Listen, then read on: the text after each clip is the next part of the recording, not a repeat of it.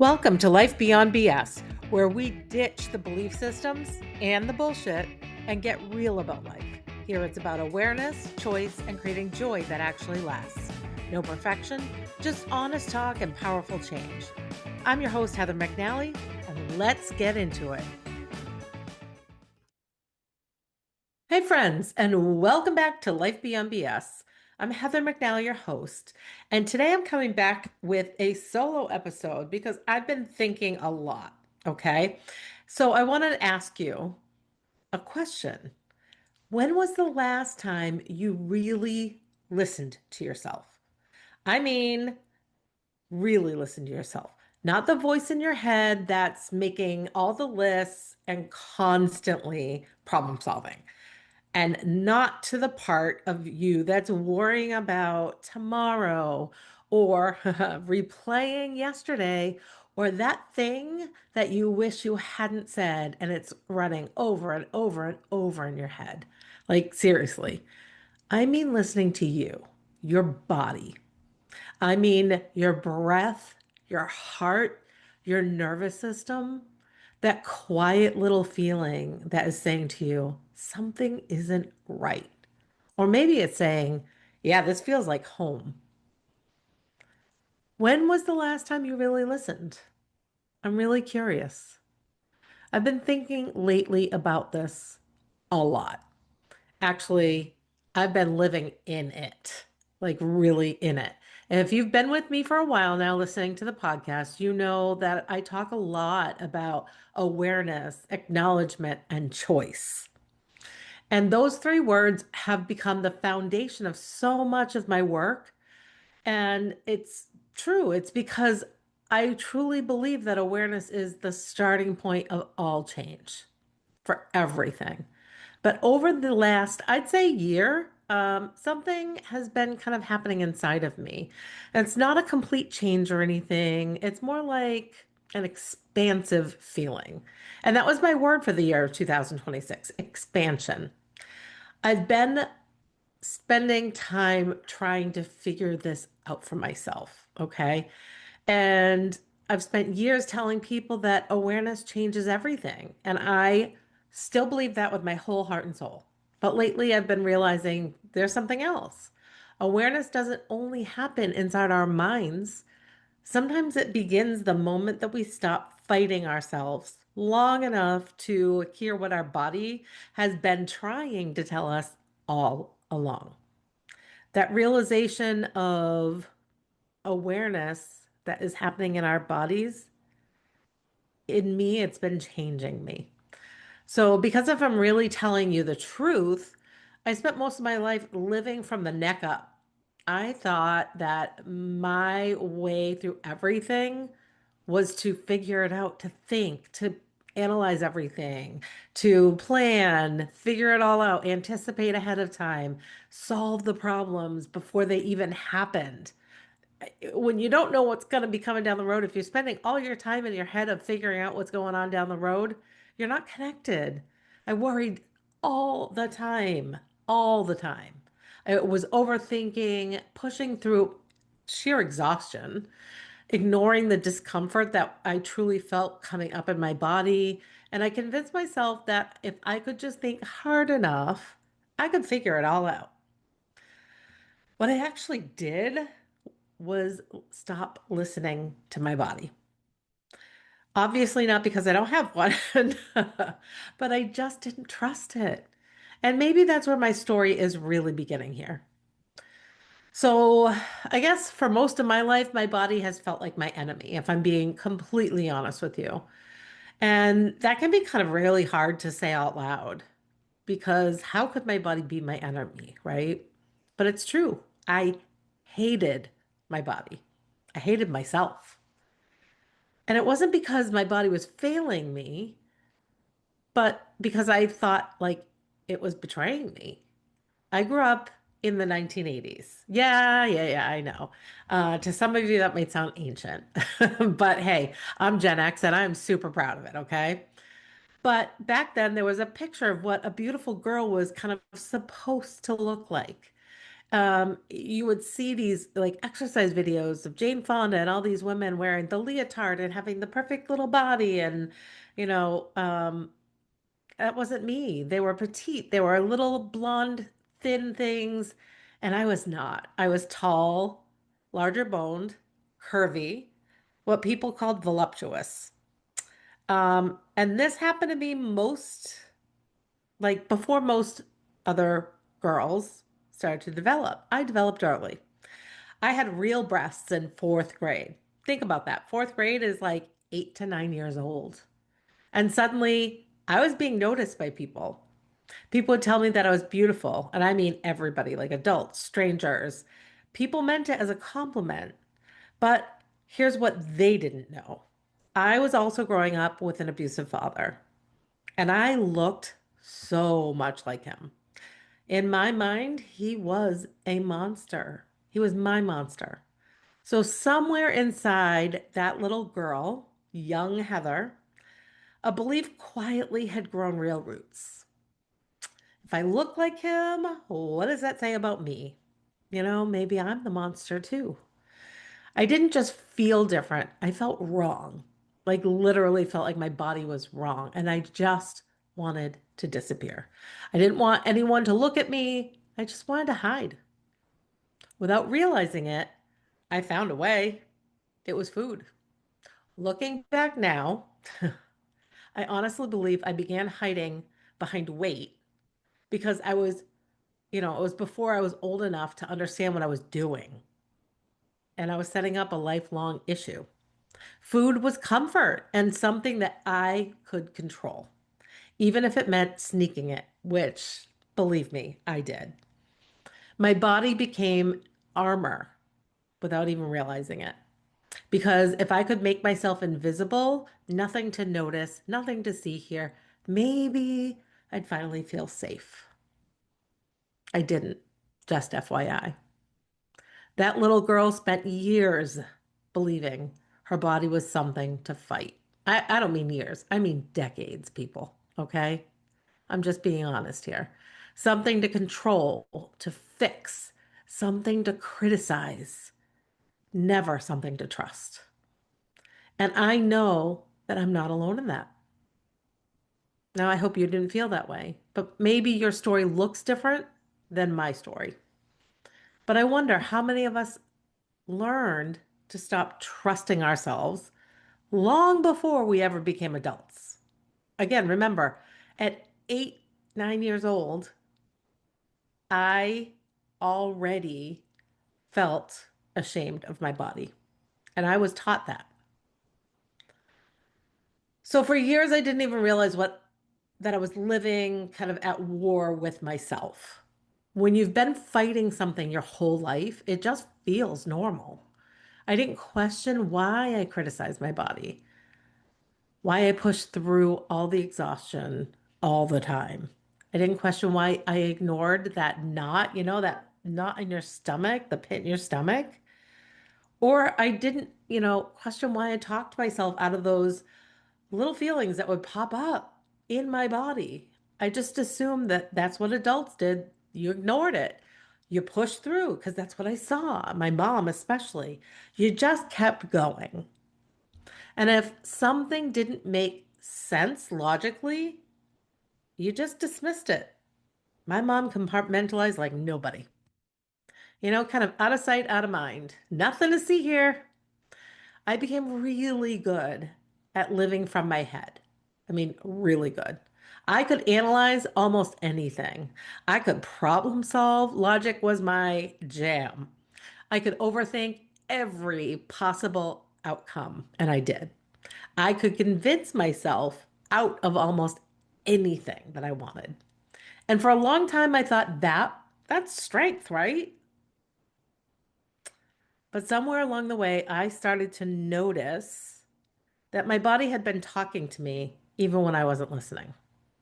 Not with words, but with things like sensations, tension, excitement, peace, goosebumps. You ever get those just randomly? Sometimes with a pit in my stomach. Sometimes with a full body, my body was saying yes. or also an equally powerful no, like no from my body. And starting to see that my body was kind of talking to me, I began to realize that those moments had actually been happening my entire life. When I really sat down and thought about it, remembered what I felt like, I just kept pushing them away, shoving them down. And I remember the very first real conversation I ever had with my husband, Dan, not just saying hello, but our first real conversation. We were both away at college for the first time, and we spent hours just walking around on campus and talking. We both went to the same school, and I was like, okay, something felt different about him. And it wasn't like a ding light bulb or anything. It was just like I felt so safe with him. I didn't have any evidence of anything different. I just knew in my body that something felt safe and felt safer than I had ever felt before in my life. I'm happy to say 35 years later, here we are, a home, two young adult boys, three dogs, two cats, many pups and cats that unfortunately we've lost because we lived with them, and more memories than I could share in a lifetime of podcasting. And I love it.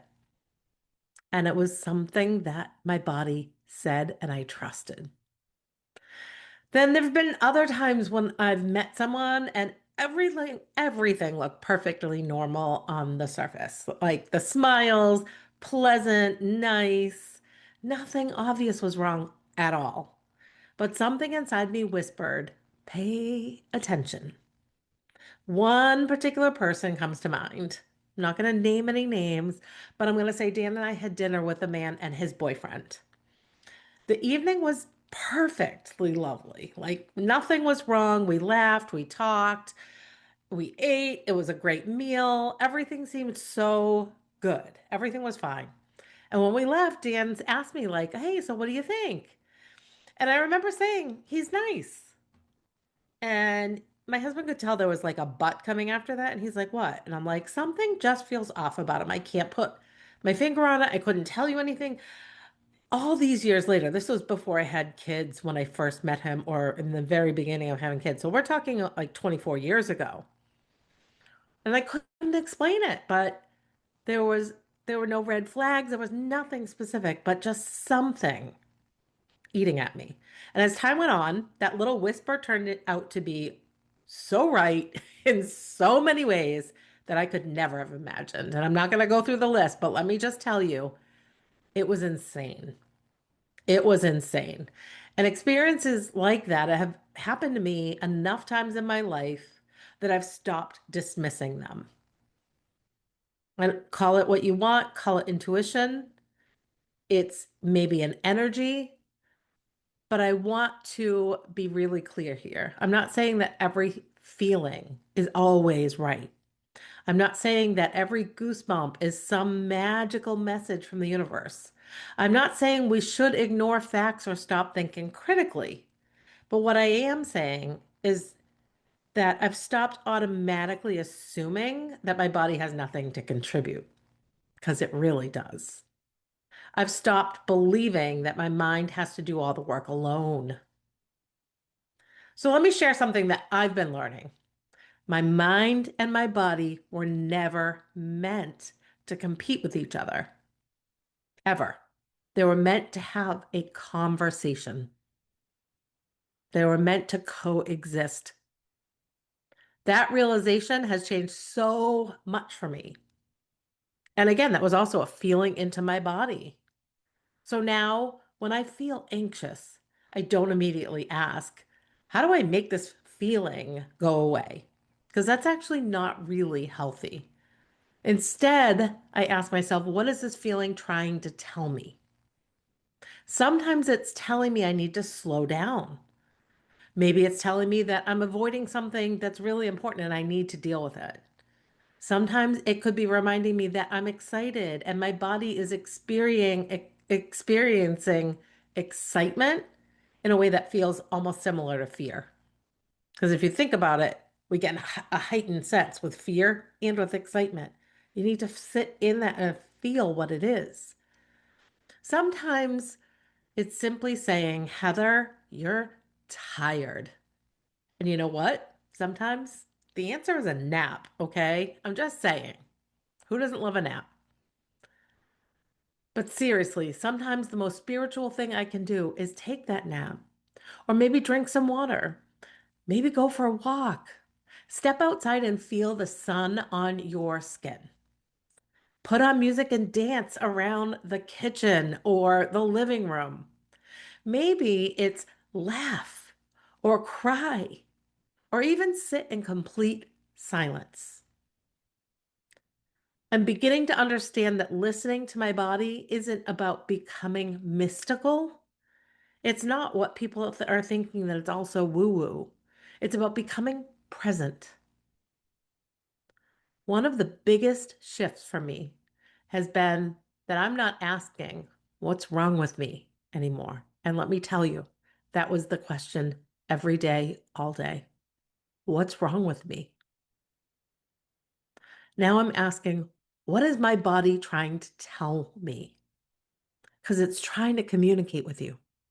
And those are two completely different questions.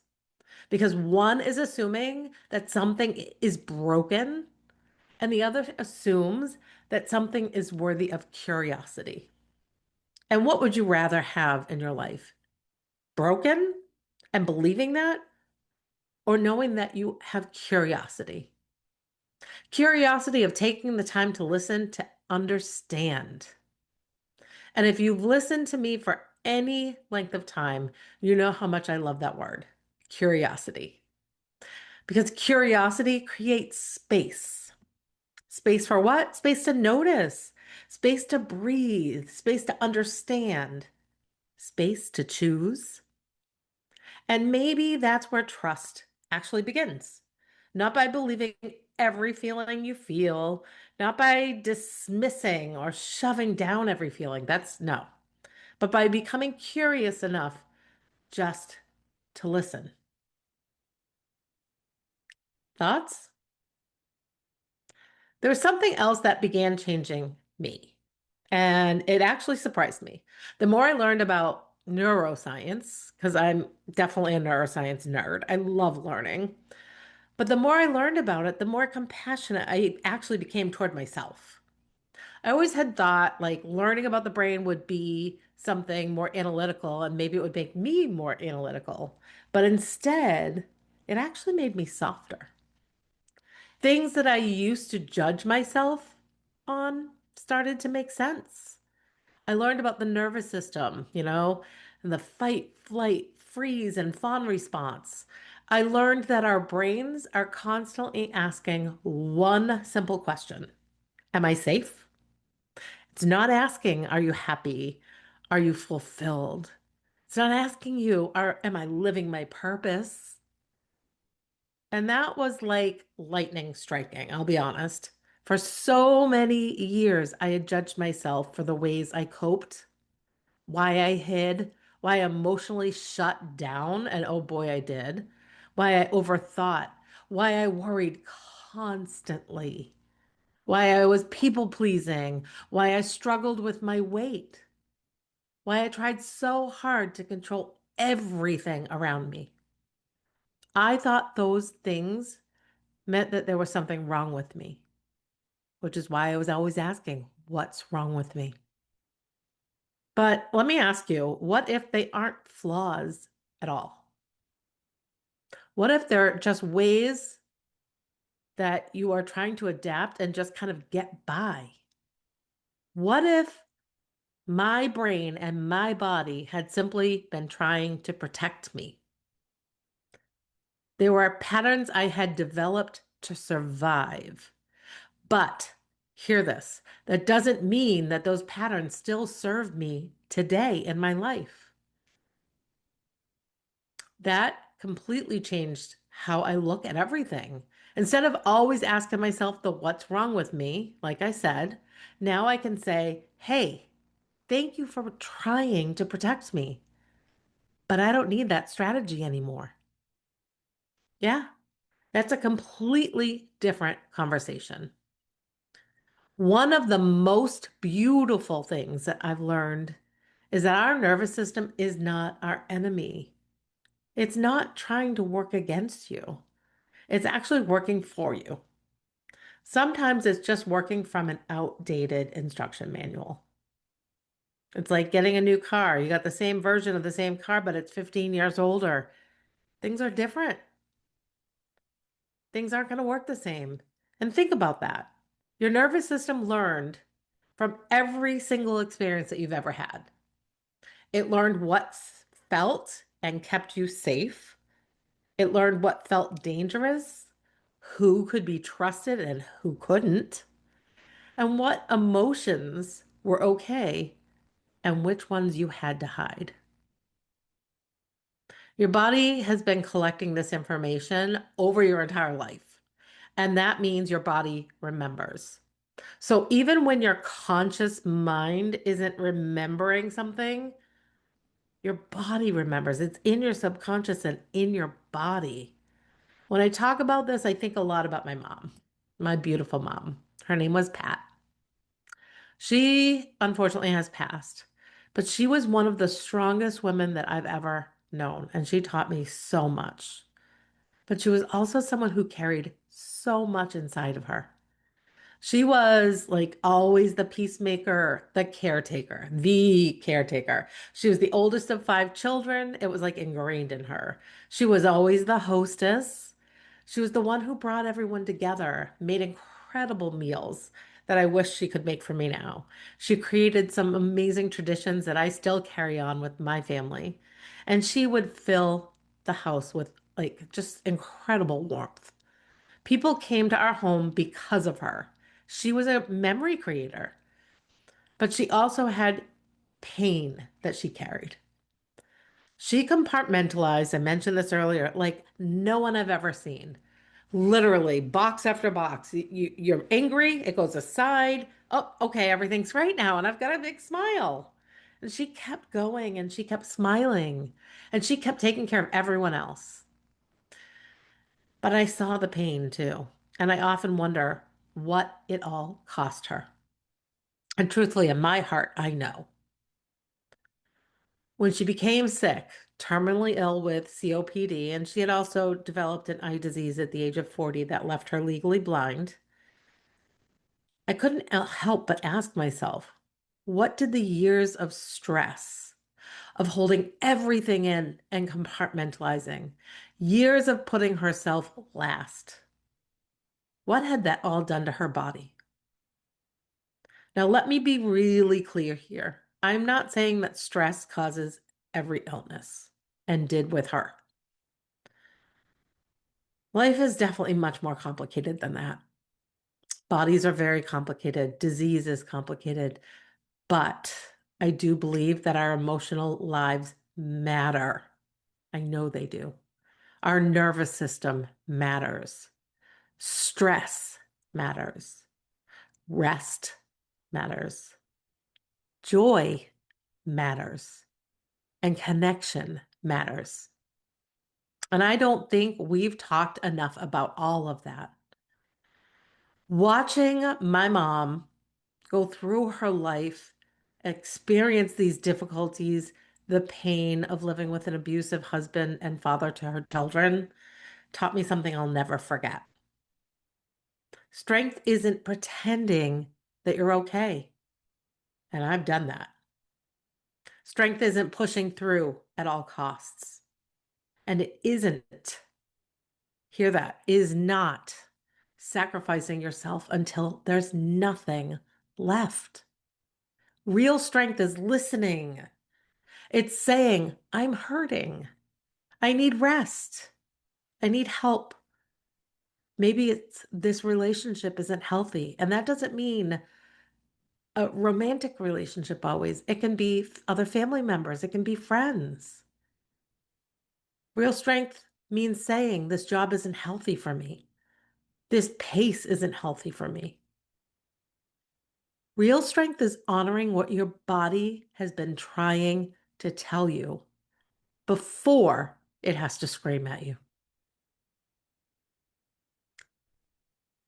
Learning that lesson especially from watching my mom, taught me that I didn't want to spend my life fighting the very body that had carried me through every joy I had experienced, every heartbreak, and there were plenty, every lesson, every loss, and even every victory.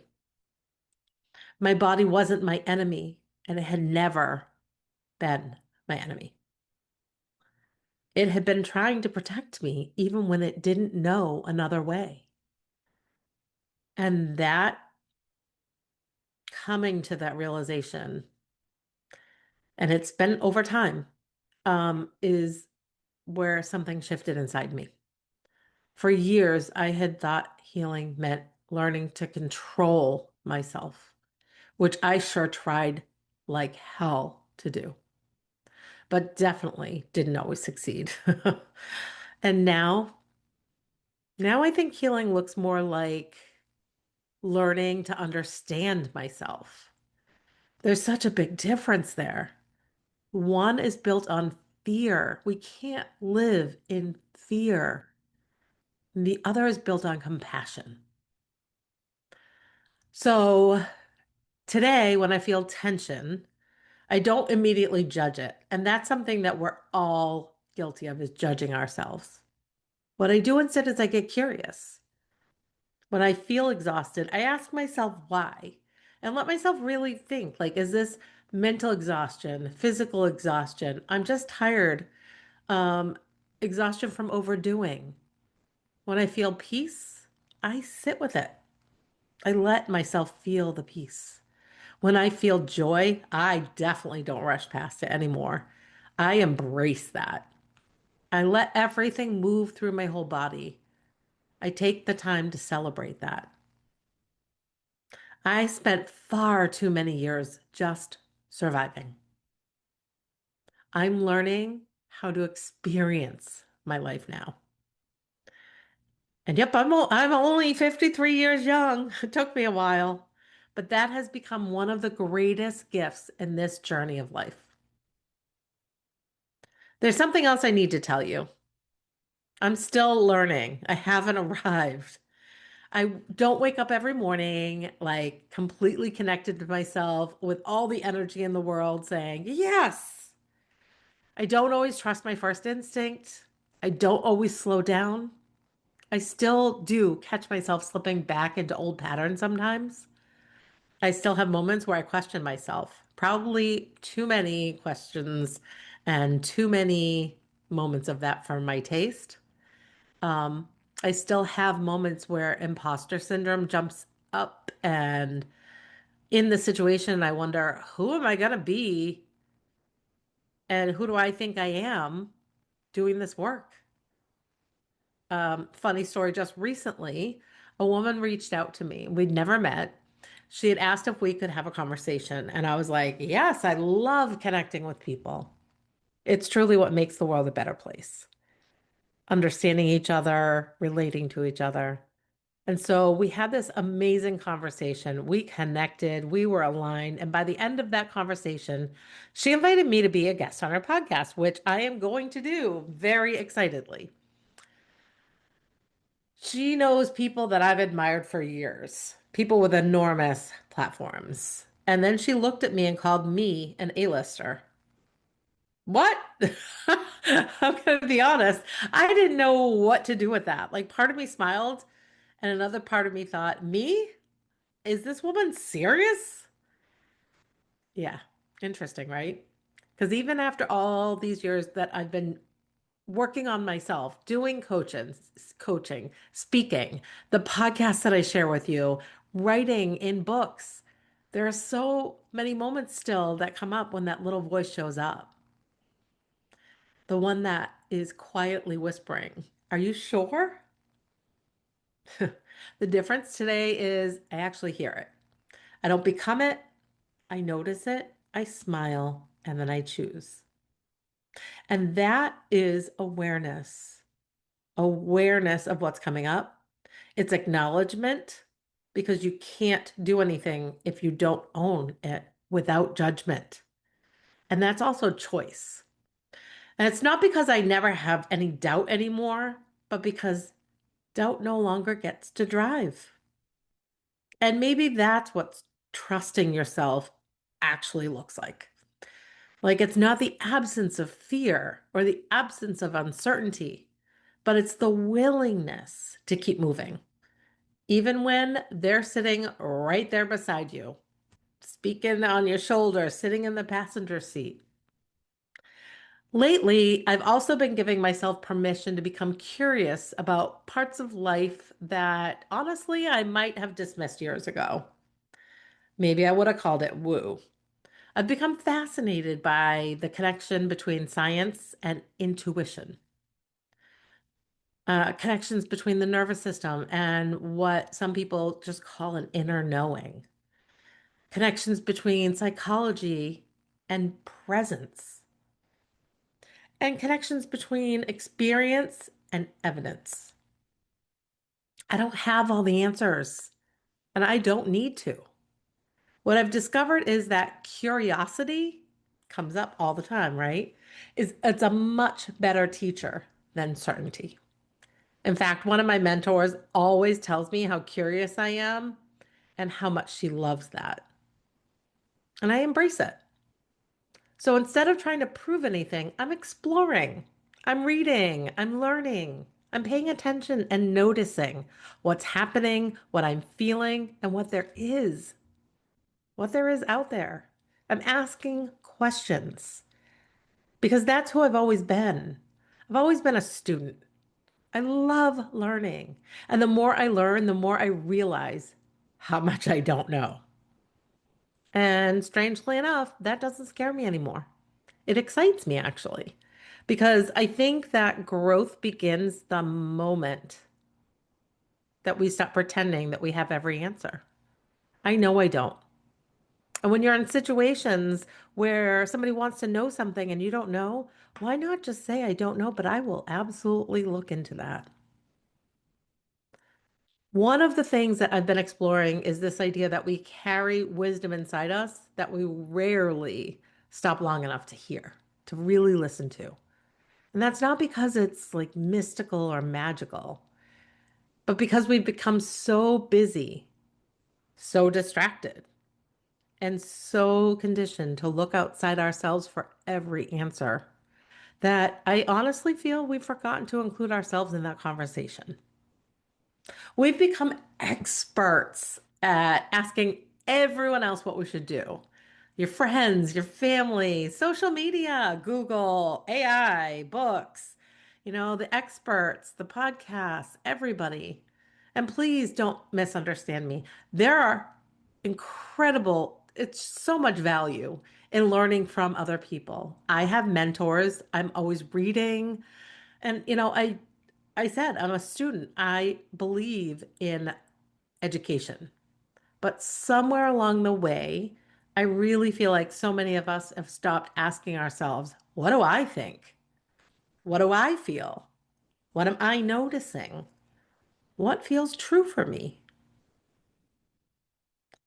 That is the relationship I'm building, or I should say, rebuilding, not just with my body, but with myself in general.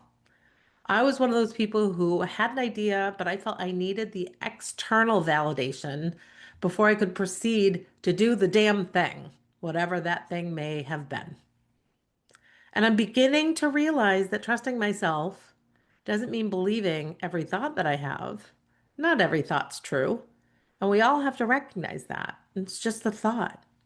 It doesn't mean believing every emotion either.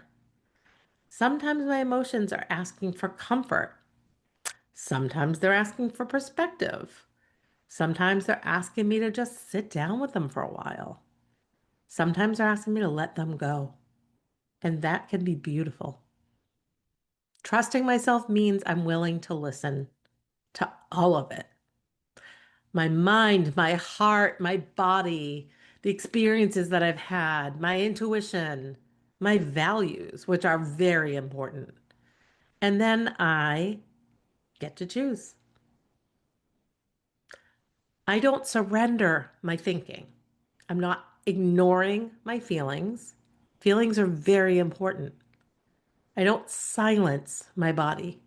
I let them have a full on conversation because I've realized that the wisest decisions that I've actually made in my life haven't come from one part of me.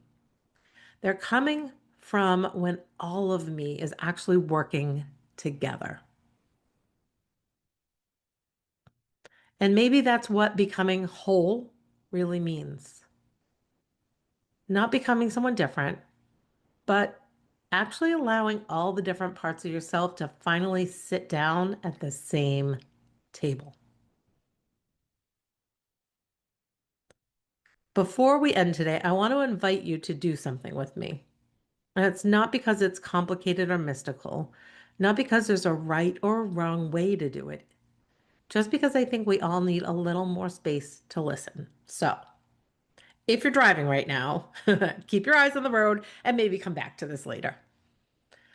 But if you're somewhere that you can simply pause for a moment, I'd love you to stand if you want, sit down if you want, get comfortable, and take one slow, deep breath in. And you can put your hand on your heart or your chest to feel this.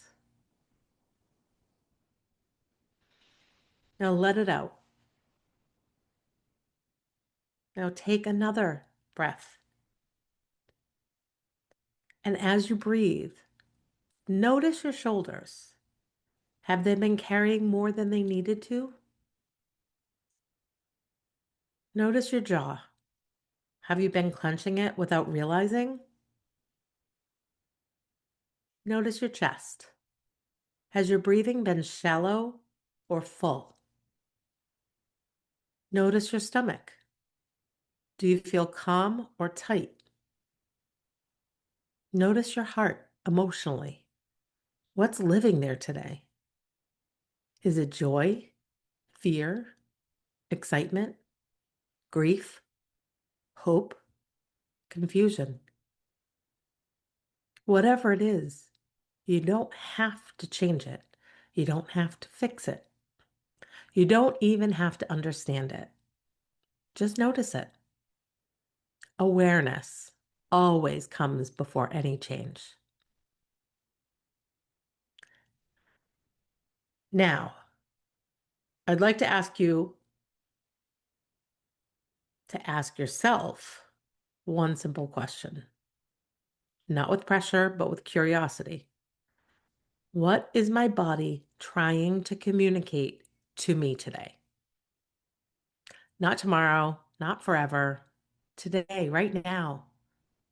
Maybe it's asking for rest, or maybe it's asking for movement. Maybe it's asking you to have the conversation that you've been avoiding. I've been there. Maybe it's asking you to laugh, to cry, to forgive, to slow down, to create, to leave, to begin. Or maybe it's simply asking you to stop fighting yourself. And please just keep breathing deeply and slowly because that's how you help your nervous system calm down and remain calm. Whatever came up for you, please don't judge it. Just stay curious. Curiosity will open doors that judgment never will. For so many years, I thought that healing meant becoming someone different, someone stronger, someone smarter, more confident, more successful, less emotional, more put together. And that's what I told myself all the time, that I was lacking. Now I see it so differently. I don't think that healing is about becoming someone new. I think it's about remembering who you were before fear and others convinced you not to trust yourself, before criticism made you question yourself, before life taught you to disconnect from yourself before survival became your identity. I think healing is actually remembering who you really are. And I think that's why this episode felt so important for me to record. Because I'm not sitting here as someone who's got life all figured out, trust me. But I am sitting here as someone who's learning every single day to trust herself a little more than she did yesterday. And that's enough. And doing that has changed my life. If there's one thing I hope you take away from today's conversation, it's your body is not your enemy. Your emotions are not your enemy. And your nervous system is not your enemy. Even the parts of you that developed, they developed trying to protect you. They were truly just trying to help. But they may not be serving you anymore. And that's okay, because they still deserve compassion, not condemnation. Because the person that you became helped you survive. And now you get to decide who you become next. Maybe that is what living life beyond BS really means. Not pretending that the past didn't happen, not ignoring the stories that shaped us, but finally recognizing that you don't have to let those stories make your decisions. We can thank them, we can learn from them, honor them for what they did for us in the moment. And then we can choose differently. One breath, one moment, and one choice at a time. If today's conversation stirred something inside you, don't rush away from it. Sit with it. Do some journaling on it. Go for a walk. Take a drive. Have a conversation with someone that you trust. Just give yourself permission to stay curious. Sometimes the most important breakthroughs that we have in this life don't happen while you're listening to the podcast or reading the book. They happen in the quiet moments afterwards. If you're ready and you're sitting there thinking, I think I'm ready to start reconnecting with myself, I'd love to continue this conversation with you. I've created a free guided workbook called A Return to You, and it's simply designed to help you slow down, reflect, reconnect with yourself, and begin asking some of the important questions that we've explored today. You can download it by visiting my website, heathermcnally.com. While you're there, I hope you'll also join my newsletter. Each week, I'm going to be reflecting and sharing tools, podcast updates, upcoming workshops, and the things that I'm learning right alongside you. This journey of life isn't meant to be walked alone. And if you're ready to go even deeper, whether that's through my coaching, one of my workshops, or my Happy Healthy Whole Signature program, or simply continuing to listen here, I'd be honored to walk beside you. It's not because I have all the answers, but because I know what it's like to search for them. And I also know how powerful it is when someone reminds you that you've had more wisdom inside you than you ever realized.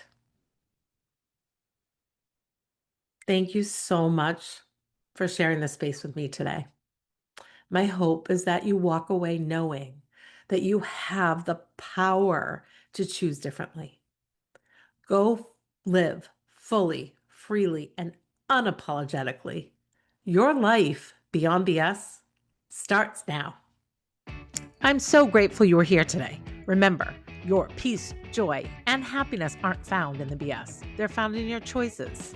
If this episode spoke to you, please rate, review, follow, and subscribe, and share it with a friend. For ways to connect or work with me, check the show notes or visit heathermcnally.com. Until next time, keep choosing you and keep living your life beyond BS.